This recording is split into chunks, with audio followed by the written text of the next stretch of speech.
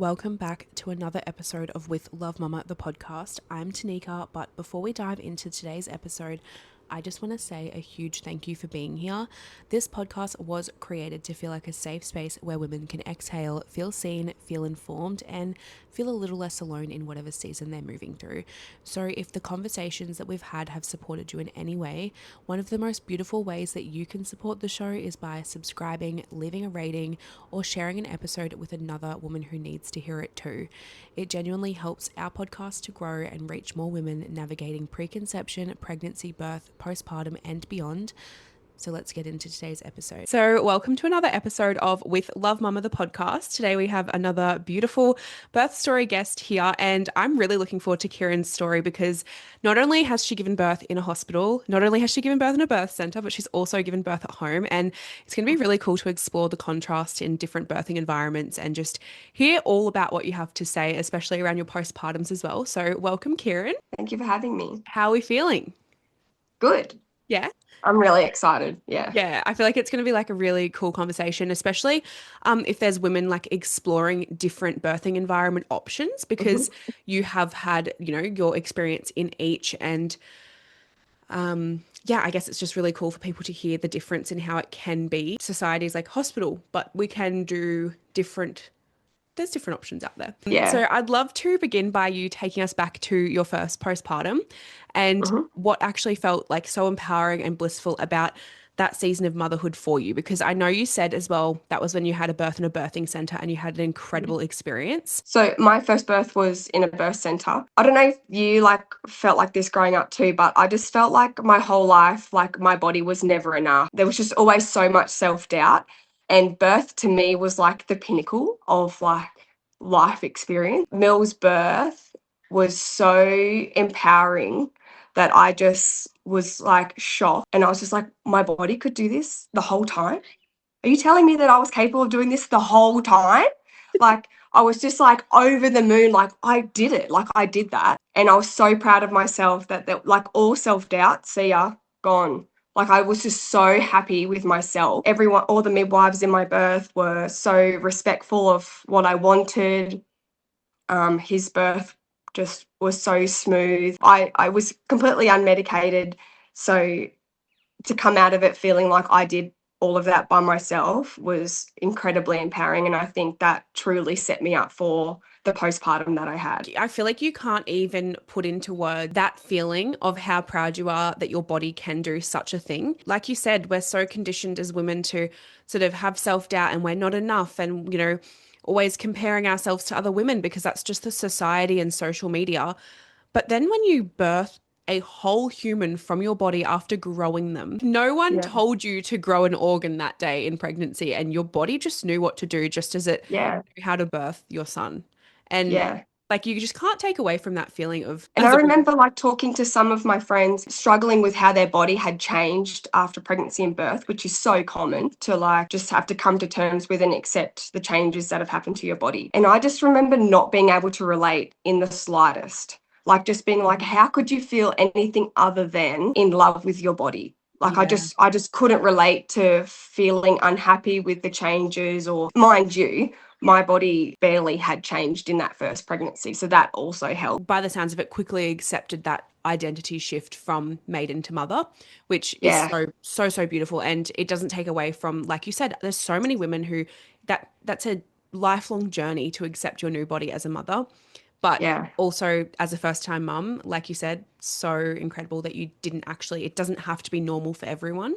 You didn't have to have that as something that you moved through. So I love that. Yeah. Love that. Talk us through your birth center birth. To get into a birth center, because there's not that many, you have to put your referral in really early.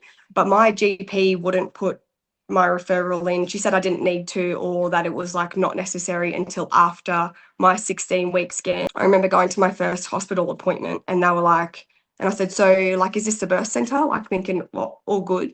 And then she was like, oh, no, you've missed out. Like that, you should have put your referral in the minute you found out. It must have been around 22 weeks. I got a call from the birth center saying a spot's opened up if you want it. And I was like, I'm in, sign me up. on there, and I was so happy, which I suppose is another thing. Like, just because you miss out in the first instance, like there's many reasons why women get risked out, like later along in their pregnancy. So spots do open up from the first appointment. Like, they were just saying everything that I wanted. Like, in the birth center, they don't have any like pharmaceutical pain relief. A birth center is very much like a home environment, but not in your home. Hospital. Yeah. Even like with the delayed cord clamping, they were like, oh, there's no need to clamp it until you're ready.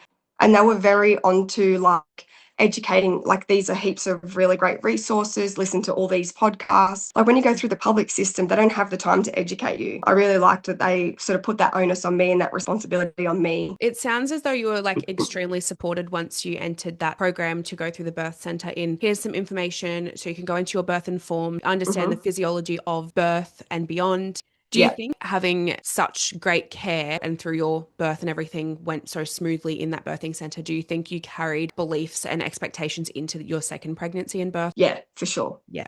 So for my second, we moved address. Yeah. And when I found out I was pregnant, I just assumed that I could go back through the birth center. But then I was at a catchment, and I was like, why does a birth center have a catchment if there's not one at every hospital? Like, that means that only people, like, what the hell? Anyway, so I was like super disappointed. And I texted my midwife that was there for Mill's birth, and I said, like, is there anything that you can do since I'm a past client to get me in? Like, I'm actually a bit fearful now, like what's going to happen to me. And then she was like, I'm sorry, there's nothing that I can do. Like, she sent me a link to like sign a petition because they've had a petition going for years because it used to not be catchment.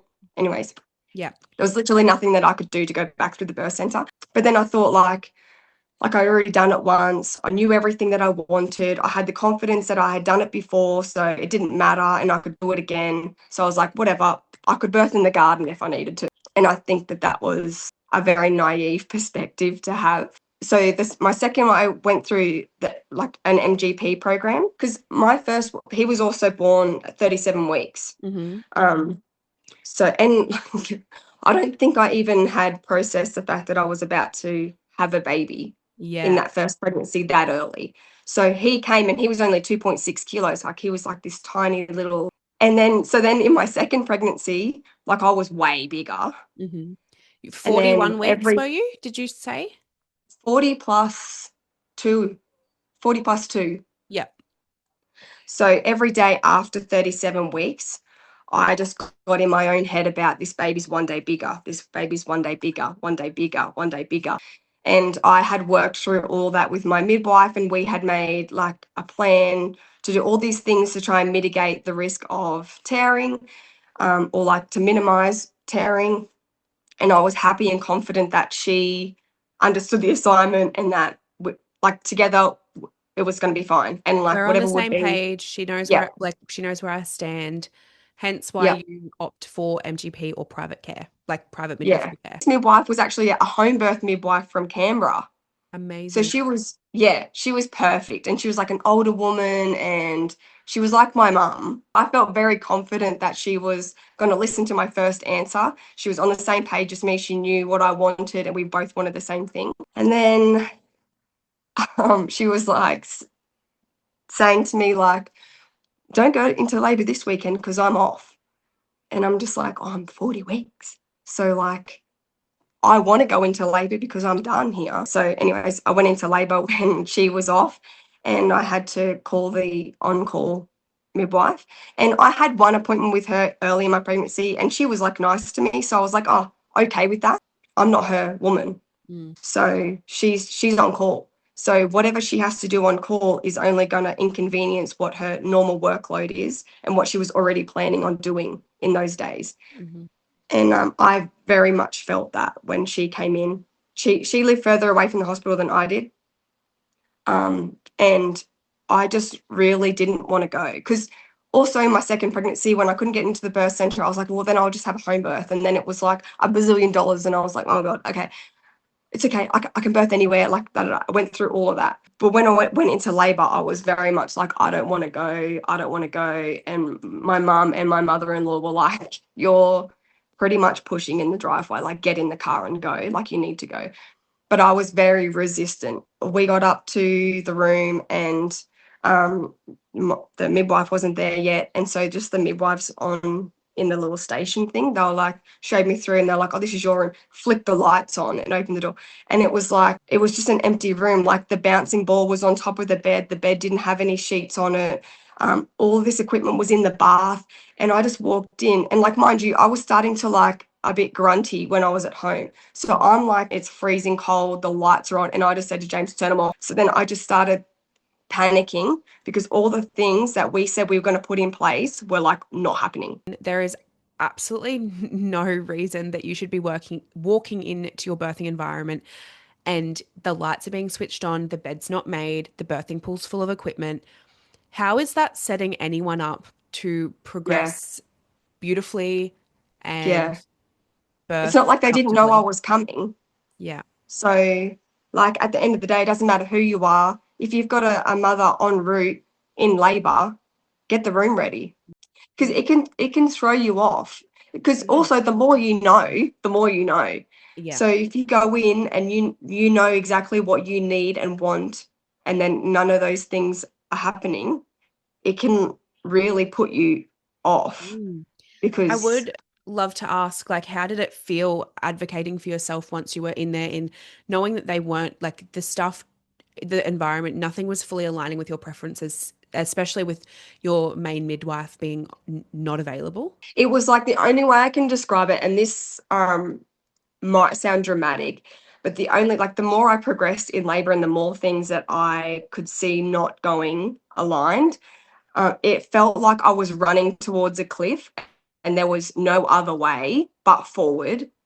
And you just know what's going to happen. You Yeah. know, at some point, you just have to jump off and it's going to really hurt. And I couldn't relax. I couldn't relax my lower half of my body because I was just like this. And I ended up getting on the bed on my knees over the back of the bed. Because the other thing too, I was trying to recreate everything that I did in Mill's birth because I was like associating that that worked and that that was a positive experience. So I was just trying to like recreate it. But this is a completely different birth. It's the labor has started differently, like everything about it. This is a different baby, all the things. And so I'm just like trying to do all the things that I did last time because that worked and I just wanted it to be over. Between contractions, my body couldn't relax. Mm. So yeah, I don't know how to describe. Like it was like going for a really long run and like my legs were like aching and fatigued and tight and shaking. And I just wanted to like lay down on my side. But in my head, I was like, no, I need to be upright because I just want this to be over. So Yeah. in my head, I'm like, I need to be upright, pushing, like doing all the things to bring baby down. But my body was like, you need to relax. You need to like take a minute and relax.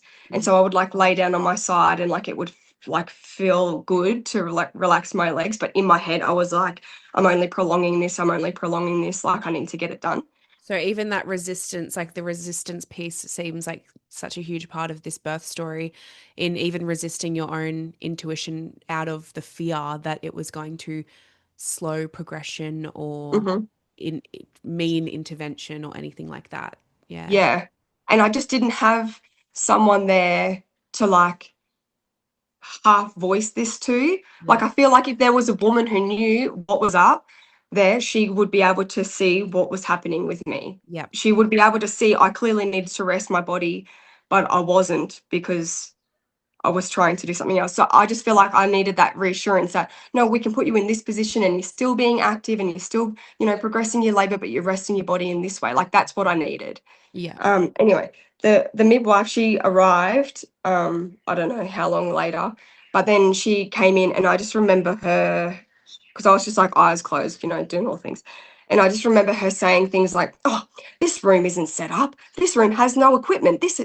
All this stuff is missing." And I just remember her being in and out, and I could hear like tinkering of like instruments and like trolleys and trays. And I'm just thinking in my head, I'm just like, the hot compress is my last line of defense here. Get that.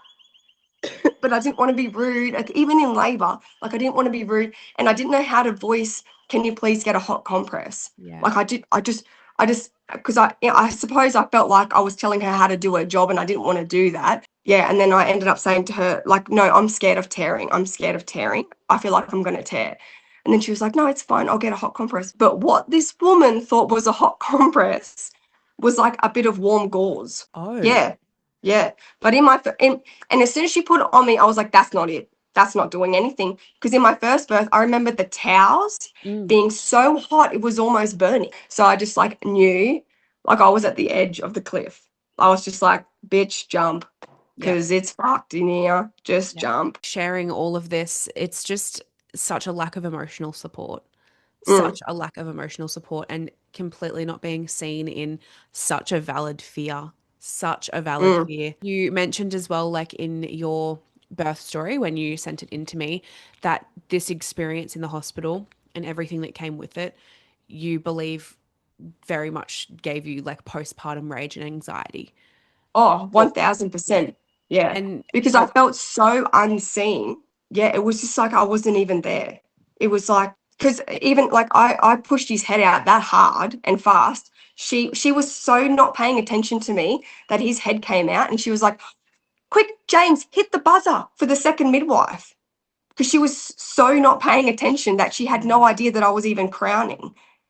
And so then it was like this big mad rush to get the second midwife in here. Mhm. And I knew because his head came out and I tried to close my legs and I knew that I had torn because like I knew that's an instinct when you hurt yourself. I'm so Um, sorry that this was your experience. Like, just as you speak through this very vulnerable part of your birth story, it's so upsetting that you had to experience this.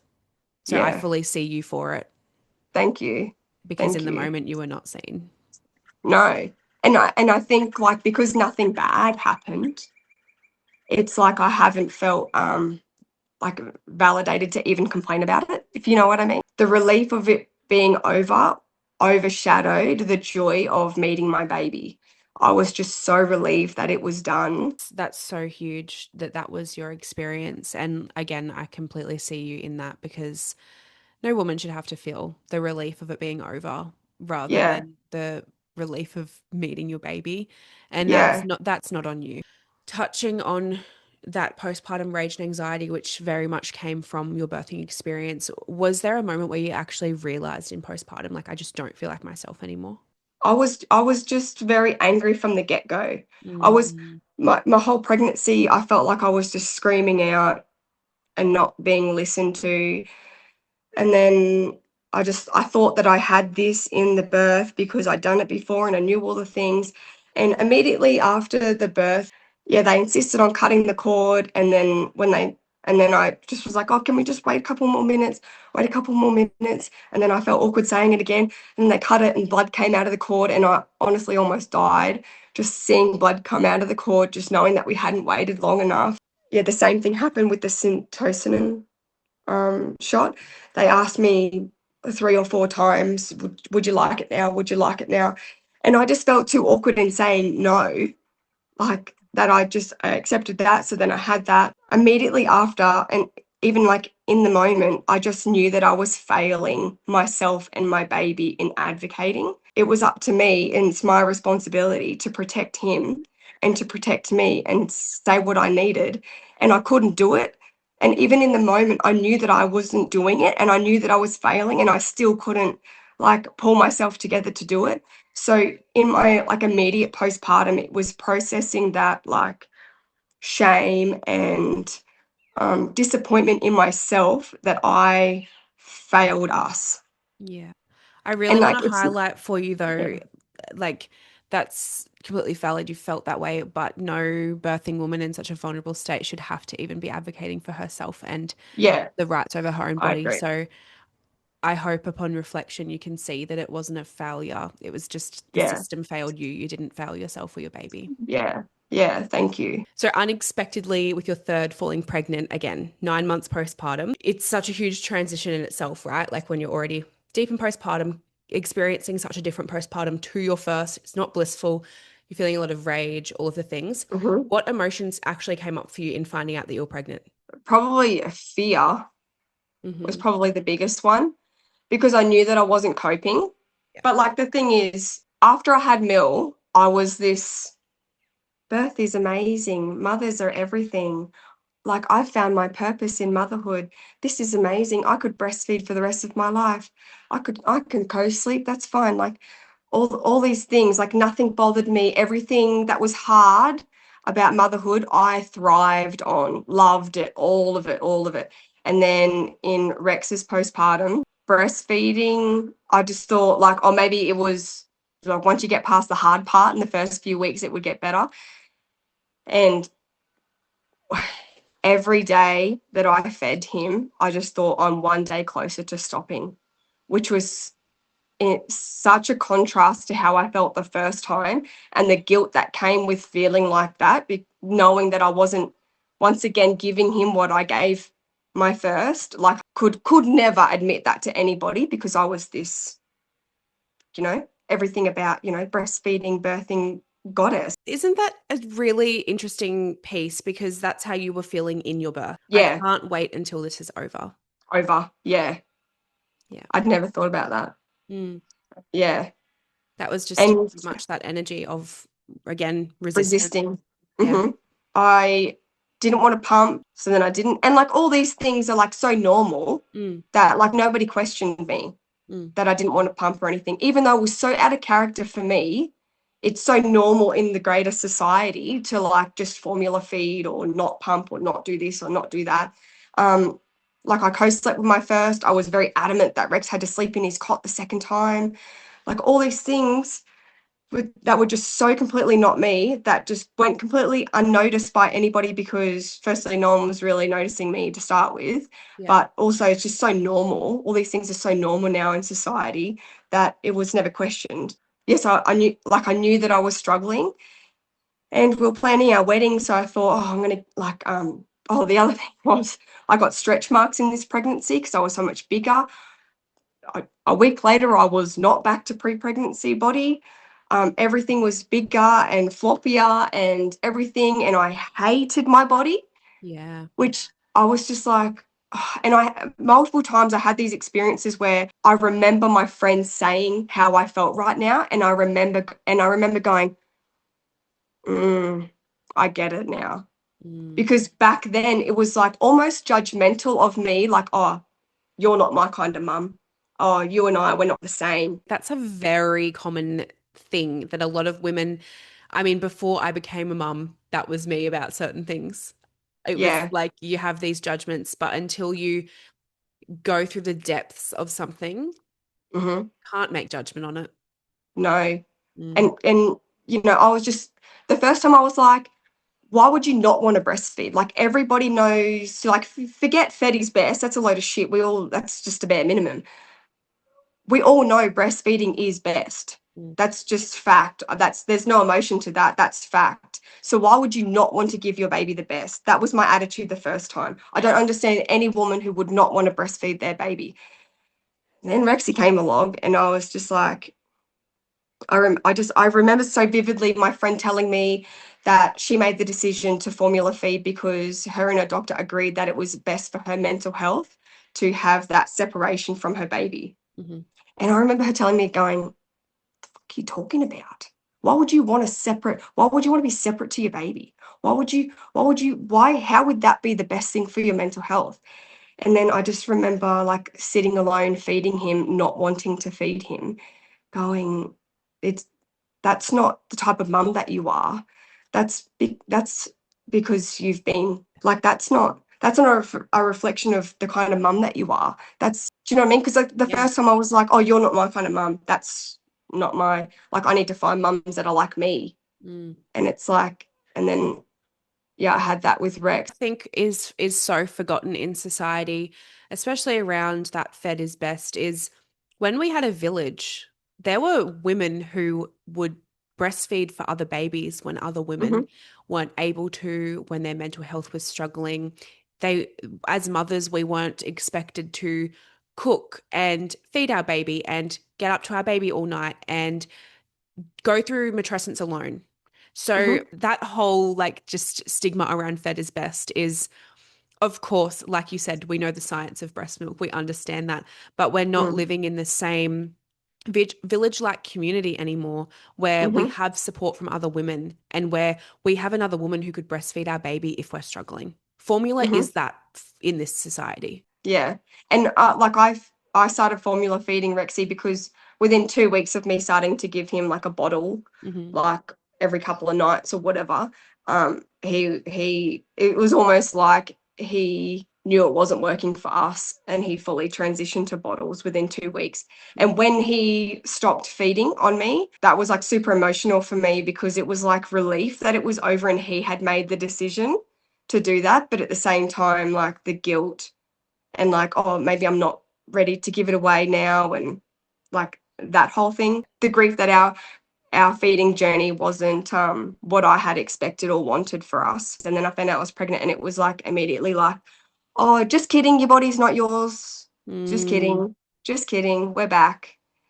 And my body was like different after my second pregnancy. So I was like excited to look better and like feel better in my body. And then it was just like, oh, well, don't worry about it because your body is going to get flogged Mm. anyway. So I just put that on the back burner. And then it Yeah. was like, I just had no motivation to like, it was just like survival. Yeah, which is Yeah. exactly what that same thread from the birth of that survival of that resistance of all the things, and it sounds like that's really just like played a huge cycle through this part of your motherhood journey of Yeah. and such an unlearning. Yeah. So Yeah. you chose then for your third after that experience in the hospital. You've birthed in the birthing center for your first. You knew it wasn't available this time, so you Yeah. opted for a home birth. And I'd Yeah. love to really speak to like how you mentioned that you felt so deeply held and supported by the wise women that were at your birth and how Yeah. that then impacted your postpartum. Well, first of all, my private midwifery care started from like 6 weeks. As Mm, soon as I called her, we started appointments. And that is not how it works in the public system. It's like you have to be viable or a certain point before they start investing their time and resources into you. So we had my entire pregnancy to unpack and to build that relationship. And she didn't live far from me. So by the time my birth came around, we were like good friends. Like I even got sick during my pregnancy with just the flu or whatever. And she brought me bone broth and silver. And like she just like held me and cared for me. And it was so like I had to learn to like my natural instinct was to be like, oh, I'm okay. It's fine. No, it's fine. Like when she texted me, she's like, I've got bone broth. Would you like some? It was like, oh, I'm all good. Like you don't need to do that. It's okay. And then she would just bring it anyway. Yeah, the pregnancy was very much like that. Just mm, whenever I suppose that's why she's so good at what she does. mm, Whenever she could see me resisting, it was like leaning a bit more into that. And like we even did she gave me massages. We mm. did like sound bathing and like all sorts of different things that was just like um focusing on me and like doing things that are about me, which was just such a contrast of experience. Yeah. So how was your birth? Yeah, I remember I put Rex down to sleep and after dinner, like I just felt like different, just like heavy and deep, and I don't know how to explain. So anyways, made my cup of tea and I was sitting on my ball like 9:30 or whatever. I went to bed. And as soon as I laid down in bed, she like rolled inside, but it was like painful to the point where I was like, something's got to be wrong. Like that's not right. And I like was like laying on my side and I like flipped up onto my knees and was like breathing through her. Like, I don't know what she was doing. She was like huge movements that like hurt and then contraction. And it wasn't like, oh, period cramp, oh, maybe this is something. It was like contraction. Like Like, active labor. yeah, straight away. So it Yeah. was like she just like locked and loaded, we're on. Yeah. And I thought, because my other two were like, I don't know, like 8-hour labors. Yeah. So pretty quick. So I was like, third wild card, like I've been warned, wild card could be anything, like whatever. And never had my labor started with full on contractions before. So I Mm, was like, oh my God, this baby's like coming out in 5 minutes. mm, So then I laid there and I like they were like consistent coming to like breathing through them from the get-go. mm, And then I remember Mill woke up and he came into our bed and it woke James up. This would have been like about 12:30, and it woke James up. And I said to him, "Oh, just by the way, I'm in labour." And he goes, "Oh, really?" Like this. And I was like, "I know, so inconvenient." And that was like the thing in her labour. It was like, I don't really feel like doing this today. Like it was like, again, like not a fearful resistance. It was just like an inconvenience. I just can't be bothered. So anyways, I just like, I couldn't lay in bed for too long, and I sat up, and then I decided to unbox my TENS machine that I could have done at any point. And then I'm like unwrapping all of the little sticky pads and then trying to work out how to do the buttons and whatever. I was just expecting her to like just be born, like early hours, like very soon. So I called my midwife and she was like, "Call me back when it's this." Anyway, 5 a.m. rolls around and she calls me because she was like expecting me to call her back within like half an hour, like we're on here. And then, yeah, about 5 o'clock, she called me and I had a contraction while I was on the phone, and she just said, "I'm coming." Yeah. Because I was like, I was mooing now through the contractions. But because Mel was in our bed, and we were going to set up the bedroom as like the birth room, so that I had like my bed, the birthing pool, the shower, like the ensuite, like all the things. So I didn't need to leave my room. And the plan was for my mother-in-law and my mum to come to the house to look after the boys. But Mill was in our bed and we had to push our bed to the side to set up the pool. And we like didn't want to wake Mill because that's chaos. But then like time was ticking and like labor was progressing and the pool wasn't even blown up yet. And we called our mums at like similar time, like 5:30, saying like, "Come over like ASAP." Anyway, they both didn't get there until like 7 o'clock. Oh my gosh. Yeah, when they were both like, "Oh, like my bag's packed, I'm ready to go. As soon as you say yes, I'm there," like whatever. Anyway, so then James is like back and forth, like with the boys trying to pump up the thing, and they're like fighting in the pool like WWE, and he's like pumping it up, and I'm like on the bed just mooing for my life. And then the midwife got there, and then our mums got there and took the boys out. And I started, like the sensations were like reminding me of Rex's birth, where I was starting to get tight in the glutes and the legs and like really hold that resistance. Like I just kept on saying, "I don't want to do this. I don't feel like doing this. I don't want to do this." And it was like dragging on longer than what I had thought it was going to, because I was just like, "She's going to be born in 30 minutes. She's going to be born. She's going to be born." And it was just like, "Oh, the sun's up now." And it was like intense the whole time. So I was just like, this is so whacked. Like, I don't even know what's going on, but I don't want to do it. I'm done with it, and I don't want to do it. I think as And well, like because it was a closer pregnancies and like the muscle memory, like yeah, it hadn't been long between the traumatic birth that you experienced to this. So it's yeah, like that almost even trauma response of like it's hmm easier for me to just be avoidant and tap out than actually do this because your body remembers differently, even though you did a lot of like work, emotional work with your midwife. yeah. But Yeah. even in saying that, like, I don't think even through that pregnancy, I don't think that I still was truly honest and raw with myself or her about my postpartum with Rex and my birth with Rex. I don't think that I ever let myself fully go there. Yeah. And so Still it so wasn't, raw. yeah, Yeah. yeah. She came in and said, like, the pool was ready. Do you want to hop in, see if you need to do a wee before you hop in the pool? So I sat on the toilet and I just remember her like down on her knees, like looking up under me as I'm sitting. And then she was like, "Okay, just get in the pool, just get in the pool, just get in the pool." I got to the side of the pool and I was like, how the fuck am I getting in there? Like at this point in my previous two labors, it was all hell was breaking loose, because when I'm like teetering on losing control, I'm going in and out of losing control. Mm. But I'm at that point now in this labor and I'm calm, and my contractions started to like space out longer. And I remember saying to my midwife, "Oh, they're like longer." And then she was like, "It's okay. Like other people have come into your space now." And like, I didn't even notice that the other two midwives had arrived, because I had a second midwife, obviously. And then I had another midwife who was doing her hours for homebirth. Yeah.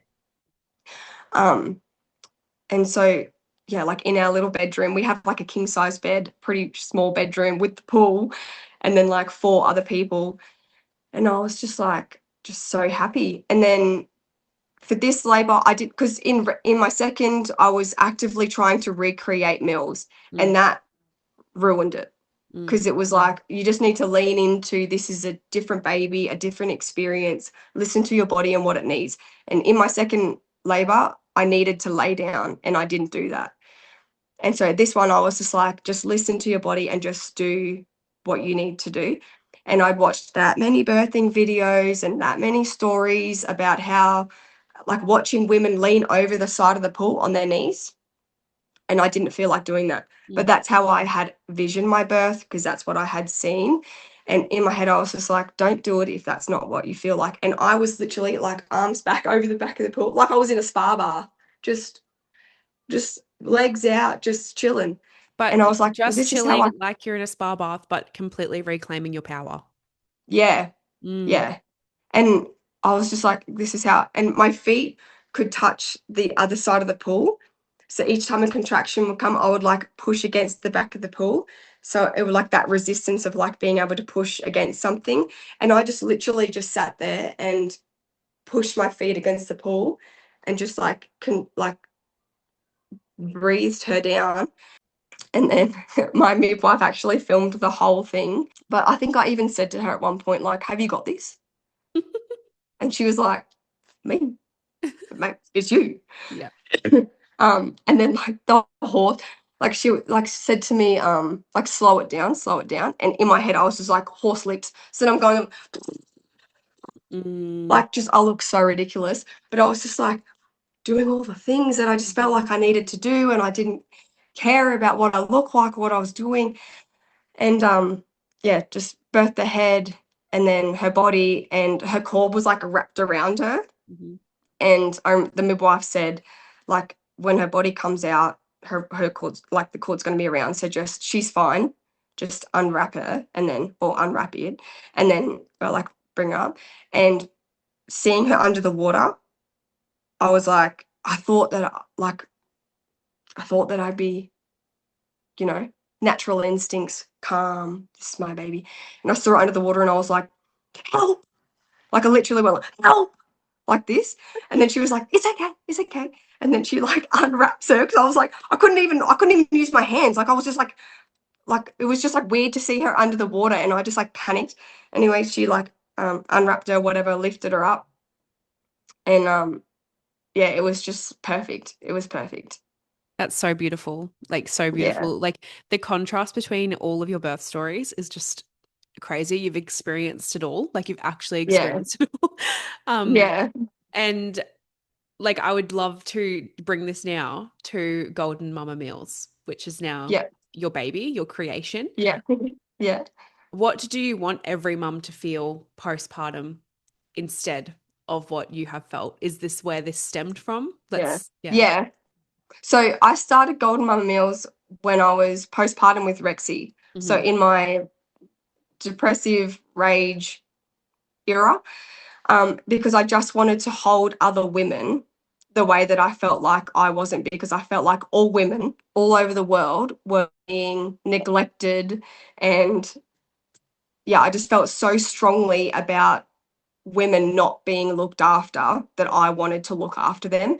And I don't, the only way that I knew how to do that was to cook for them. Yeah. Food's always been like a big part of my family. And when after I had Mill, it didn't even like occur to me that I would need to eat after I had a baby. After I had my first baby, I was just like, and friends, like a couple of friends brought over food, and it was like life changing. I was just like, I never even thought to do this for any of my friends that had had babies before. Like, this is crazy. That experience of like having friends do that for me, and then like how neglected I felt, and that I didn't want other women to feel like that, and knowing how held I felt when people brought me food is where Golden Mama Meals came from. That's such a beautiful intention behind your baby. Yeah. Like, so, so beautiful. because Yeah. it's true. Like we were touching on before, we don't have the village that we once had. And No. Golden Mama Meals like fills that gap for that part of the missing village, Yeah. especially for women who might move interstate or anything. So where are Yeah. you based? Where can you support? So I'm in Somerset region, Mhm. but I service Moreton Bay, Sunshine Coast, Somerset. I'm going to leave your link to Golden Mama Meals below because I Thank mean, you. lots of mums listening to birth stories because they're going into postpartum. But Yeah. also, Yes. I just think it's also one of those things where, like, you don't have to have just had a baby to be postpartum and to need meals cooked for you. Once you enter No. motherhood, you are always in postpartum and you're always needing Yeah. nourishing and support. So that's also Yeah. something for like listeners to remember is you need like a week of meals. Yeah. Here's your girl. Thank you so much for coming on the podcast. I loved hearing the contrast between all of your births and not only the contrast between your births, but your feeding journey, your postpartum experiences, and how it actually was just like this crazy cycle of beginning in a blissful state and actually ending in a blissful state. So Yeah. you've been through the hardship, you've been through some really tough pieces of motherhood, birth, beyond, but then you kind of reclaimed your power in that final birth, and that's just Yeah. so beautiful. Yeah. Yeah. Thank you. Thank Of you for course. having me.